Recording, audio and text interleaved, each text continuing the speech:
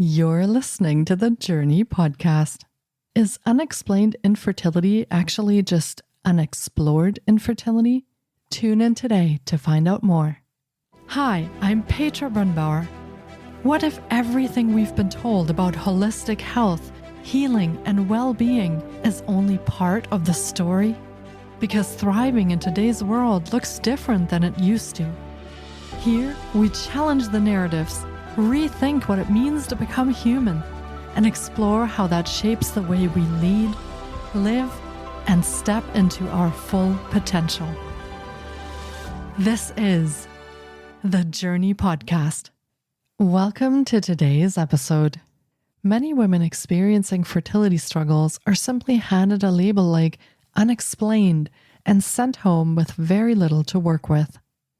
What Chinese medicine has been saying for millennia and what research is only now beginning to catch up to is that unexplained does not necessarily mean unsolvable. Katherine Rohland is a licensed Chinese medicine practitioner specializing in fertility and women's reproductive health and the founder of the Femergy Fertility Framework.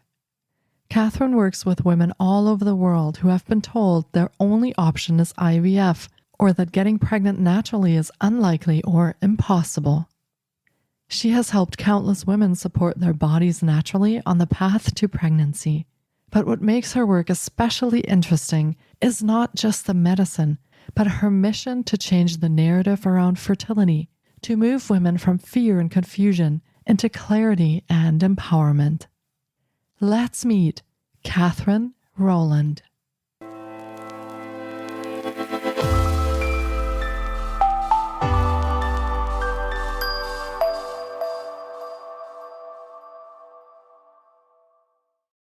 Hi, Katherine. It's so great to have you on the podcast today. I've been looking forward to getting to chat with you because we will be talking about the emotional root of fertility struggles.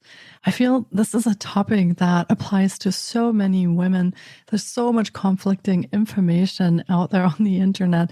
So I'm very glad that you're here today to join me to talk about that. Welcome to the podcast.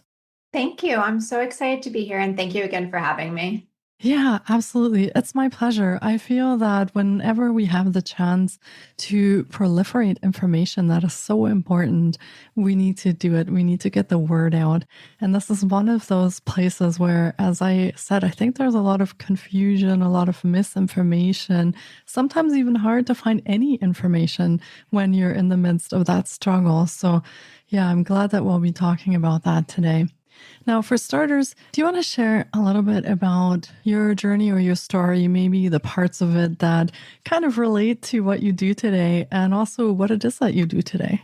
Yeah, of course. So I'm a Chinese medicine practitioner who specializes in fertility.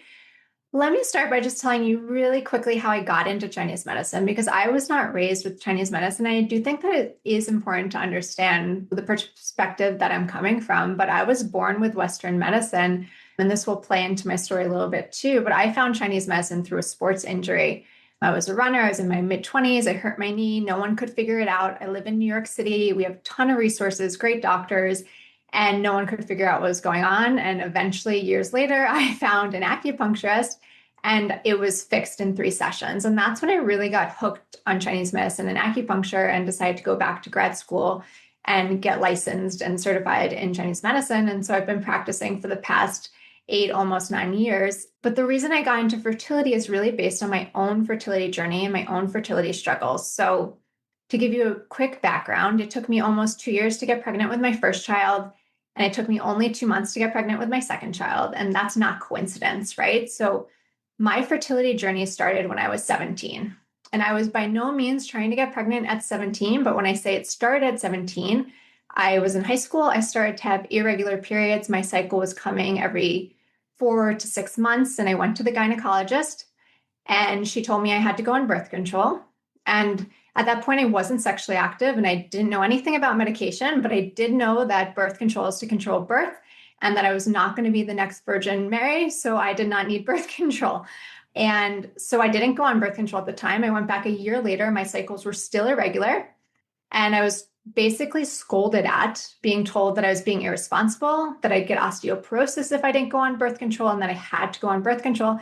And at that point, I was scared. Again, I grew up with Western medicine. I grew up with this idea that doctors are gods, right? And you listen to what they say. So at this point, I was like, I don't want my bones to disintegrate at 18. I'm going to go on birth control and do what she says. I should also mention that at no point did anyone ask about my diet, nutrition, lifestyle, mindset, stress, anxiety, anything else going on in my life, or offered other ways to regulate my period. It was just here, take this pill. And truly, at 18, I thought that was a solution. I thought it was a treatment. And so I stayed on birth control for the next 12 years. I also had really painful periods, so I stayed on it for that reason too. Eventually, I switched to the birth control pill where you'll only get your period once every 3 months because that was the quote unquote solution for my painful periods, is just not getting a cycle. And then at 30, me and my husband had just gotten married. We decided we wanted to start a family. So I went off birth control. And in retrospect, not surprisingly, I did not get my period back because I went on birth control for irregular cycles. Birth control further depletes your body of the energy and the nutrients it needs to support your menstrual cycle. And then 12 years later, my body didn't have what it needed to create a menstrual cycle. That was where my journey started, is not getting my period. It took me 1.5 years just to get my period back. During that time, I was in Chinese medicine school, so I had a lot of resources on the holistic side. But after 6 months, I just wanted to understand what was going on in my body. And so I went to an endocrinologist, and I was told that my estrogen was slightly low, but within range, shouldn't be like a huge problem. And the only thing she could suggest was that I go back on birth control. And at that point, I said, no, thank you. I never went back. I never will go back. And I decided that Western medicine just wasn't the way for me. It wasn't how I wanted to treat my body. And so I used Chinese medicine and holistic practices to support my cycle, to get my period back naturally. After I got my period back, I got pregnant within 3 months. And that really started my journey. And my passion for fertility is, I'm tired of women being gaslit by the medical industry. I'm tired of women not having hope or answers. I'm tired of women being told things are unexplained when there's absolutely an explanation and a solution. Yeah, thank you for sharing that. And I feel this echoes the journey of so many women, that the pill is this magic bullet and it'll fix whatever your problem is. Doesn't matter what the problem is, it'll fix it. And there definitely is a place for that for sure, but there's also not enough information to make a choice often around that, especially when we're very young or we're dealing with times when our hormones are changing and fluctuating. So unfortunately, I feel like this is what so many women have been through, have heard from their own doctors and have part of their experience like that. Is this something that you feel is on the rise? Because I get the sense that a lot more women are now struggling with fertility. Is there any research on that or statistics, or is this something I'm imagining, or is there really more issues today getting pregnant and working with our fertility? Yeah, do you mean related to birth control specifically? Yeah, and also maybe to environmental factors and whatever else goes into fertility, with a lot of the diets that we're having that are not so clean, high stress load very often, and different kind of things that are going on. Have you found that in your own patients that more women are struggling with their fertility? Yes, it definitely seems to me like more women are struggling with their fertility. We don't have much research on infertility prior to 2000 and really even 1980. So it's hard to say history versus today. And also, obviously, the methods we had were different. But from my perspective, what's contributing to infertility being so high, it's not just one thing, it's so many things, right? There's environmental factors such as toxins. There's an over-medicated society, right? For every medication you take, there's an adverse reaction, right? Equal and opposite reaction. I think emotions and lifestyle and mindset play a big part of it. When in the 1950s, women were meant to stay at home and they had one job. And I'm not saying that's good or okay. I'm a working mother. But today, women are meant to be CEOs and breadwinners and start a family and create a family and be the head of their family, right? There's so much more pressure on women today, from my perspective, and just a lot more coming up for us.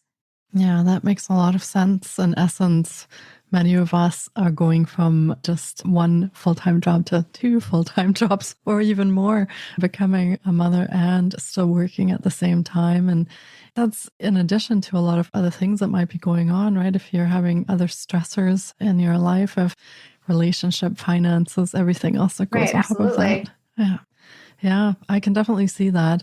And I think it's also something that women are a little bit hesitant to talk about because I've heard other women tell me that when they couldn't get pregnant, they felt like they were failing at this sacred duty of being a woman in some way, which is to become a mother. There's still this societal expectation that every woman really should have children because that's what we're here to do. So yeah, there's a little bit of that stigma around that too, when there is an issue getting pregnant and a lot of stress that gets added on top because of that. There's a lot of shame around fertility. And I also think with social media and information being so vastly available, which is a positive thing in a lot of ways, but a lot of women are now raised thinking it's hard to get pregnant. And I think that mindset in itself makes it hard to get pregnant. It's really hard to do something that you don't believe you can do. And when I was struggling with fertility, it was about, I'm about to do math, 11 years ago now. Social media was not as big. My mother had me at 37, so I never really thought about age being a factor. And so at least I didn't have that against me. But now women have that added pressure against them of believing that once they turn 35, it has to be hard to get pregnant when it absolutely does not have to be. Yeah, that's actually counter to a lot of the things we read online as then you're considered geriatric in some. So yeah, that's true. That's very interesting perspective. And I wonder how that even came to be. How does all of that play out when we're looking at our own bodies and we have a lot of stress, or as you said, we have emotional challenges or things that we've gone through? Every one of us has a life prior to becoming pregnant. How does all of that play out when women have challenges becoming pregnant? Yeah, your mindset, your emotions, your mental state play a huge part in your fertility. In Western medicine, they'll have you believe that fertility is purely physical.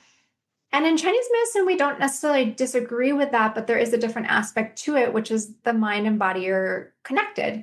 And they are connected in such a way that in Chinese medicine, it's almost silly to call them two different things and to say the mind body are connecting. It's just one being. It truly is just one being. And I think Western medicine research is catching up to this. There is a lot of new research about the gut brain connection, and it goes both ways, the brain gut connection. But that connection is in every organ and every aspect of our bodies. I think an easy way to explain this that everyone can understand is just think about a time that you felt nervous, right? And maybe you were urinating a lot, or maybe you had diarrhea, or maybe you had constipation, or maybe you had stomach cramps, right? It's that connection of our emotions actually affecting our physical body. And in Chinese medicine, we have a language to understand that specifically in that situation, right? If you're nervous or worried, it affects the energy of our spleen. And in Chinese medicine, the energy of our spleen is responsible for digestion. It's responsible for digesting our food and digesting our thoughts. And so when your energy is on worry or anxiety, the energy of your spleen is focused on digesting your thoughts, your worry, and it's not focused on your digestive system. And that's when your digestive system goes wackadoodle, right? Because the energy is not being supported there. That's fascinating. And it makes perfect sense, obviously, right? Our mind and body are connected, our emotions are part of us. So, yeah, it's a little bit strange to think about them as separate things that are not happening with any kind of connection. And how do you start working with women when your patients come to you? Or how did you even start working with yourself when you realize that there are challenges that the Western medical system may not be best suited to resolve?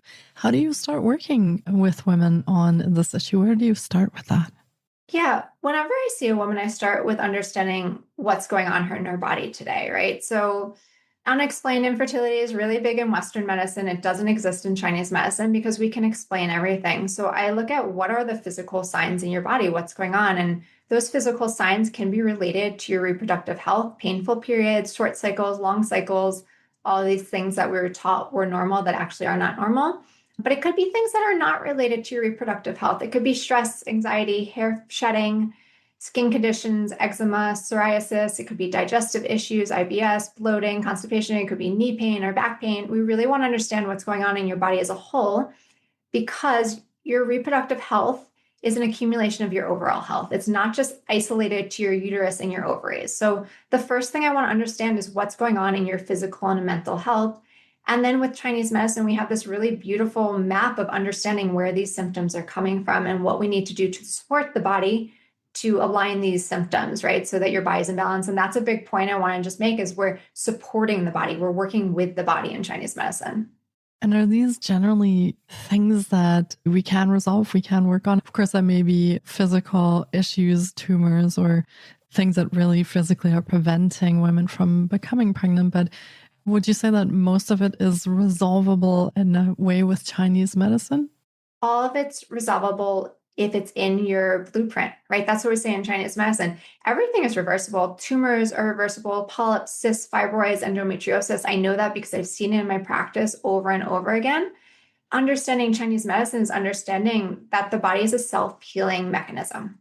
And so when given the right environment, your body can heal itself. And so that's really what my work is doing, is putting your body in the right environment through diet, lifestyle, nutrition, mindset, emotions, right?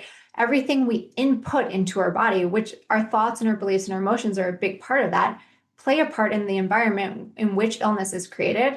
And therefore we can reverse it in the same way. That's even more fascinating. I like that idea.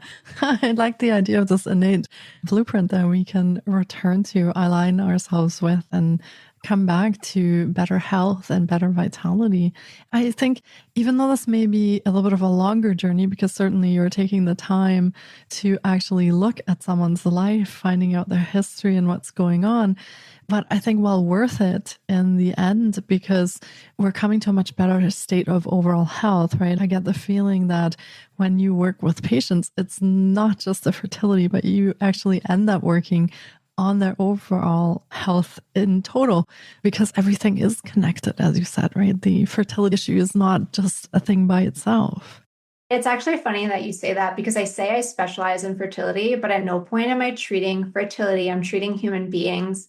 And that's a really distinct point also. About this, the taking time, yes, it does take time, but we all know the story of the tortoise and the hare, right? And it's the tortoise that wins the race. And that's really what we're achieving with fertility, is we're aligning your whole mind, body, and soul so that you can be in better health, not just to get pregnant, but to live your life, to live a long, healthy life, so you can be there for your children. You can have the energy to play with your children. You can be present with your family, right? Without your health, what is there? So at the end of the day, taking the extra time is 100% worth it in the long run. Yeah, that's a really good point. And if we don't really have quality of life, it also becomes more difficult as we get older and we start having various challenges that take away that joy for life that we have, or the activities that we can do. So that makes absolute sense to me. And how does Chinese medicine, for example, work with things like mental states, emotional experiences? So, of course, we have some of the actual herbs and acupuncture and things like that. So how does Chinese medicine address this mind-body component when it comes to mental, emotional challenges? Yeah, there's so many ways. One way is the acupuncture channels. And when I work with the acupuncture channels, I work with them in person. I work with them remotely, because the channels can be tapped in without needles. It's not actually the needles doing the work. It's a transfer of energy, right? So you can do that from any distance. But that being said, the acupuncture channels of Chinese medicine carry that mind-body connection. They carry that connection to our emotions and our thoughts and our beliefs. And to give you an example that is a little bit more tangible. So in Chinese medicine, we have different layers of energy in our body, and our emotions sit in all different layers of energy. But the first place that it will go to, so when you feel an emotion, and an emotion that you can name, right? So you're like, I am angry, I am sad, I am frustrated, whatever the emotion, I'm overwhelmed, right? Emotions can run a gamut, but as long as you can name it, that emotion, if suppressed, now I want to make this distinct point, if emotions are expressed, they leave our body. It's when they're suppressed that it becomes an issue. So if emotions are suppressed at the level that we can name them, they sit in our blood. And so in Chinese medicine, these are protective mechanisms. Our body holds our emotions in our blood to keep them away from our internal organs, which would be deadly, right? So your body's protecting you by storing these emotions in your blood, but it takes a lot of energy and a lot of resources to keep storing that emotion. And so what happens is we create low vessels in our body. And these low vessels will actually appear first in your body as spider veins. So, right, if you look over your body, all those spider veins, you weren't born with those. Or sometimes we are born with them because we're passed down with energy. But for the most part, you're not born with spider veins. They develop due to suppressed emotions. And so these are low vessels. And then the longer we suppress emotions, those vessels turn into nodules and cysts and polyps and tumors, right? The buildup of that energy as our body is continually trying to store it, it creates stagnation in the body, stagnation in the blood. And so in Chinese medicine, what we can do is we can prick these low vessels to release this energy and release this emotion. So that's just one way we can work with it. But again, emotions sit at different levels. We have our deepest layer of energy, our constitutional energy, our DNA, our genes, our cellular level. In Chinese medicine, we call that our yuan qi, Y-U-A-N qi. And this is where our subconscious emotions are. And this is what I'm working with a lot with women, is tapping into those subconscious emotions, the emotions, beliefs, and thoughts that have been with us for most of our lives that drive our activities. And our activities drive what happens to our body. It's the input to our bodies.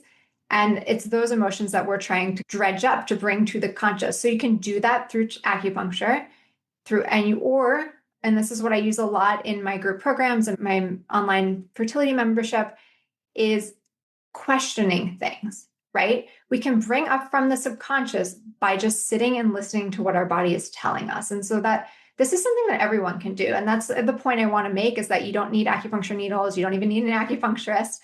You just need to understand what thoughts and beliefs are driving those emotions. Yeah. So creating an awareness, I guess, within yourself to become aware of what drives these patterns. I love the idea of a non-pricking version to be able to work with our thoughts and emotions, because I'm not a fan of needles, which is why I do laser acupuncture. Oh, interesting. Yeah. Yeah. So I love the idea that we can work with our thoughts and emotions in an awareness, consciousness based way that any of us also have access to. We don't need any special tools for that. And can you give us an example of how that would work if, for example, we have fertility issues, we know we are very stressed maybe, and we have a lot of thoughts around anxiety because our future is uncertain. We don't know what will happen or what kind of world we're even putting our child into at that point. So we're having these feelings of anxiety or overwhelm. How could we work with that in an awareness-based way? Yeah. So one thing that everyone can do is, when you're feeling emotion, stop and feel it. And this is hard and it's uncomfortable and it's different because most of us are not brought up learning this, but also, side comment, I do hope you teach your children this, but most of us are not taught to feel our emotions. So if you're feeling anxious, stop and feel anxious. And yes, it's going to feel uncomfortable and it's going to feel scary at first because it's new to you, because you've never just sat in anxiety. And anxiety feels bad. It really does. It feels bad. I was feeling this earlier in this week. I was feeling anxious. I tried to go throughout my day and then I was like, wait, I need to just stop. Because if you don't stop, it doesn't go away, right? It's going to sit with you until you address it. So you stop, you sit in it, and you question what is coming up, right? First, you just need to sit in the emotion, sit in silence, but then you can ask yourself, why am I feeling this way? And again, in silence, why am I feeling this way? And then notice what thoughts come up to you. And these thoughts are what's driving that emotion. Behind every emotion, there's a thought or belief, and most of us don't stop long enough to understand what that thought or belief is. But it's that thought or belief from our conscious or subconscious that's driving these constant emotions that are constantly triggering us.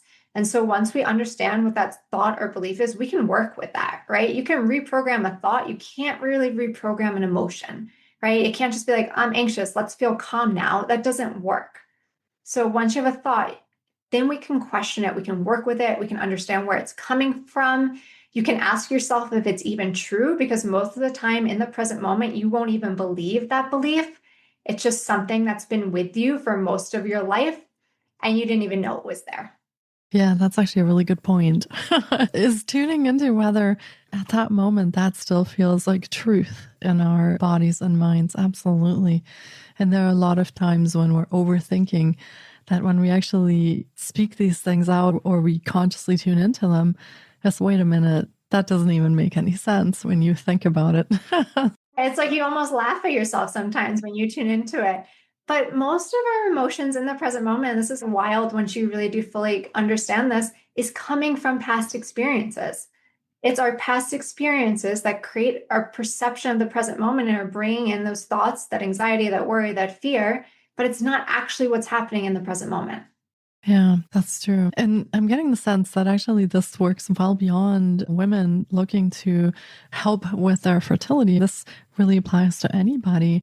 We all have stress usually. We all have those overthinking loops. We have thoughts that are reoccurring, a lot of them negative. So this really could be a good exercise to tune into for anybody, even if you're not trying to get pregnant, or men out there too who are stuck in these loops, these emotional patterns. This is a good thing to do for anyone. Absolutely. Yeah, wow. I like the idea that we have these options that are, I want to say, very gentle. They work with our bodies. They work with our minds and emotions. We don't have to cut things out. We don't have to suppress things. We don't have to actually change our feeling in our body. We can tune in. We can bring all of that in as a whole being and then embark on that journey of supporting ourselves. So this sounds like a very empowering method and an empowering approach for women to be heard, to be seen in their struggles, to process their emotions as they're coming through these struggles, and then come to a place where you said it only took a few months then to get pregnant, because so many of the things are now aligned and you're in a much healthier place rather than putting just a lid on it by taking the birth control pill, which doesn't really resolve anything, just stops whatever symptom you're trying to resolve, but doesn't actually help you with anything. So yeah, I love that idea. And Chinese medicine, of course, is all encompassing, right? It's a healing modality that takes into consideration all of these different layers of our body and mind. So yeah, it's really holistic. It is. I think we often forget, especially when it comes to fertility, is that one, our body wants to heal, but also our body wants to get pregnant, right? Biologically speaking, our body wants to procreate. It's not that your body forgot how to get pregnant or your body hates you or your body's broken or your body's working against you. It's just out of balance and it needs support. And so the goal is to just bring yourself back home. Yeah. Are there a lot of misconceptions floating around about fertility and fertility journey? Because I feel that when you read on the internet, which is what a lot of women do, there is so much information out there that you're probably rolling your eyes at this point. So what are some of these things that you come up against when you're working with your patients and clients? And what are some of these things that we can maybe dispel today on the podcast? Sure. I love this. There's so many misconceptions. The biggest one being that age is the biggest factor in fertility, which is just absolutely not true. My story alone, I struggled to get pregnant at 30, and at 34, I got pregnant easily, right? And I have patients at 41 who get pregnant easily and patients at 28 who struggle to get pregnant. Like I mentioned before, your fertility is an accumulation of your overall health. And you could be really healthy at 45 and you could be really unhealthy at 25. So it's not just your age, it's your accumulation of health. In Chinese medicine, fertility comes down to, and this is really simplifying it, but our body having enough resources, enough energy, enough fuel to support keeping both you healthy and alive and keeping another human being healthy and alive. And so your body's going to prioritize you first. And then once you're all set, your body has the energy and resources to keep you alive, then you can get pregnant because your body has the energy to grow another human being. And your body can have a lot of energy at 40 and it can have a little energy at 20. Age is not the biggest factor. Another common belief is just that if you're struggling to get pregnant, IVF is the only solution, and it's absolutely not. Hopefully I proved that to you through everything we talked about today, but you can listen to my podcast or look at my social media and plenty of stories of women who've been told they had no other solution or had tried IVF and it's failed, and then were able to get pregnant naturally because, again, your body wants to conceive. We just need to support it and work with it. And sadly, things like IVF and medications and invasive surgeries are working against your body. So you really want to work with your body. Another big one is unexplained infertility. I really don't understand this. It drives me absolutely wild, but this is huge on social media and Western medicine. And almost every woman I see these days, I feel like has quote unquote unexplained infertility. And there's absolutely nothing explained. If you have been told you have unexplained infertility, write down all the symptoms in your body, like I talked about earlier in this episode. Write down your menstrual cycle symptoms, your hair, your skin, your nails, pain in the body, trouble breathing, whatever it is, write down all your symptoms, and that's your explanation. I feel like I could go on. Do you want more? It sounds like there's a lot of myths out there. There's a lot of myths out there. Yeah, I feel that our listeners definitely should connect with your podcast, which is called Unlocking Fertility with Katherine Rohland. That sounds like a wonderful resource to start with as well. And of course, if you want to share a little bit of what you offer for your programs or services so that our listeners can connect with you, that would be another amazing resource for them to tap into. Sure. Always to find out my most recent programs, I'd go to my website, manhattanmedicinewoman.com. You can also find me at social media at Katherine_Rohland on Instagram and TikTok. And like you mentioned, my podcast, Unlocking Fertility with Katherine Rohland. Right now, the services I have going on, I have a monthly fertility membership, which is a really wonderful place to start if you're new to my work or you're new to Chinese medicine. It really guides you through how to support your mind, body, and soul for fertility. So it teaches you how to take a look at everything that's going on in your life and how it's either supporting or hindering your fertility so that you can make the changes you need to make. There's also support through a community, and we have once a month live calls to get your questions answered. So that's really the best place to start. And then I also have a small intimate group program and one-to-one services, but you can find all of these on my website. If you have questions about it, always reach out to me. Amazing. And I'm guessing by what you said previously that this is available to our international listeners as well. They don't have to be located where you live, right? Yes, I work with women all over the world. Amazing. Thank you for sharing that. And I feel that in a way, I guess technology has made it possible for us to actually access these resources and services now, whereas even 20 years ago, we may not have even been able to find or tap into services like what you offer. This is opening up in a way a lot more empowerment for women to take charge of their health, to advocate for their own bodies, and actually work with that now, even across distance, continents. So this is amazing. And I just want to thank you, Katherine, for joining me today, sharing your wisdom and giving us some examples, dispelling some myths. Yeah, I feel we could do a whole other episode just on the myths out there on fertility. So thank you so much for being here today. I totally appreciate it. Absolutely. Thank you for having me. Yeah, my pleasure. And thanks everyone for tuning in today. We, of course, will be sharing all of Katherine's resources in the show notes as well. So be sure to check there for all of the links. And if you want to check out the membership and our podcast, we'll make sure to put that in the show notes as well. And if you have questions, reach out to Katherine to really feel heard and seen. Don't embark on this journey in the back of your closet by yourself, because you don't have to. There are many women struggling with this. And now there are communities, there is help, there is support. So take advantage of that. And I'd love to hear, of course, if you connect with Katherine, what happens on your journey and what you are experiencing. Thanks everyone for tuning in. It has been a pleasure to share this space with you, Katherine. Take care, everyone, and be well. Thank you so much for taking time out of your day to listen in. If you enjoy the Jōrni Podcast, please support us by subscribing, sharing on social media, and leaving us a review. We appreciate you. And you can find more of The Jōrni on Facebook, Instagram, TikTok, and our website, thejōrni.com. Sending you love and courage, and see you next time.